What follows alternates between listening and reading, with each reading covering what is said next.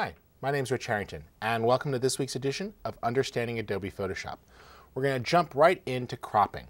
Cropping is the act of discarding part of an image to size it for your particular needs.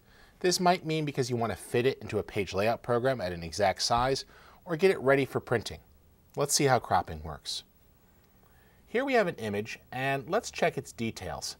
If I hold down the Option or the Alt key and click down here at the bottom, a little window pops up, and we see that this image is currently about 2100 pixels across by 1400 pixels tall, or 30 by 20 inches at 72 pixels per inch.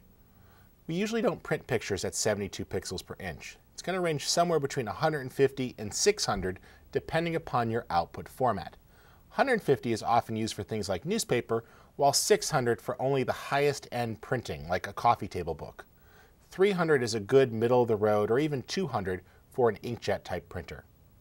Let's go ahead and size this image down at one point. If I go ahead and grab the crop tool, letter C, you'll see we have the options bar across the top.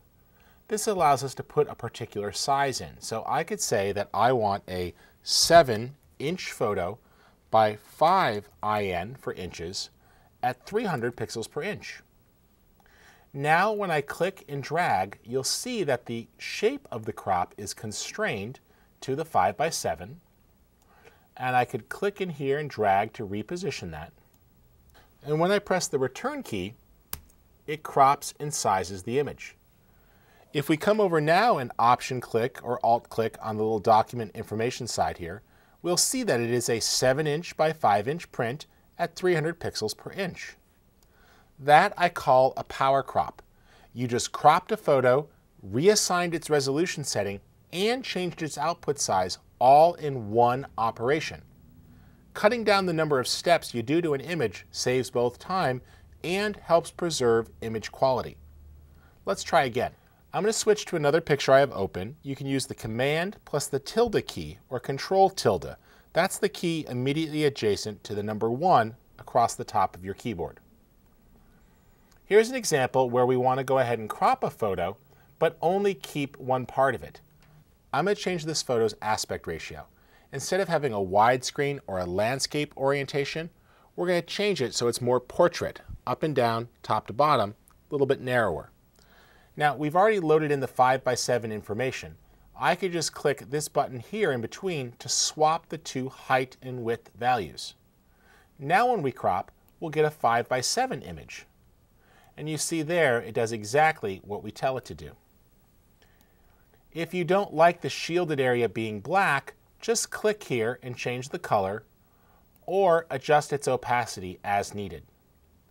When you're satisfied, you can press the return key, and the change is made.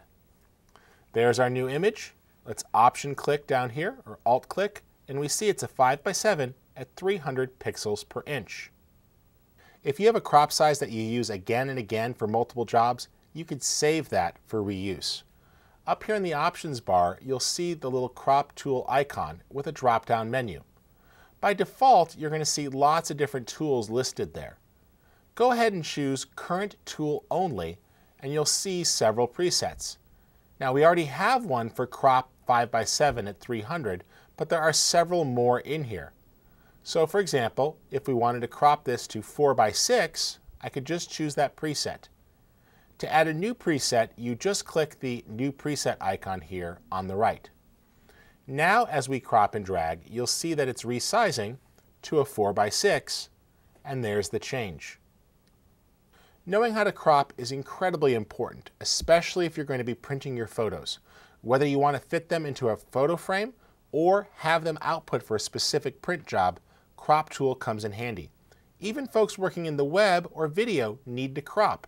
Maybe it's to design a banner ad or to design a DVD slideshow for a high-definition television.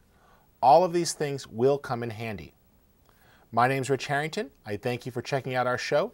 If you'd like to subscribe to the show for free, you could visit our blog at rastervector.com to find out how, or look for us in iTunes or the Adobe Media Player. Next week, we're going to continue looking at cropping, but we're going to show you a way to do it non-destructively. Thanks again for joining us.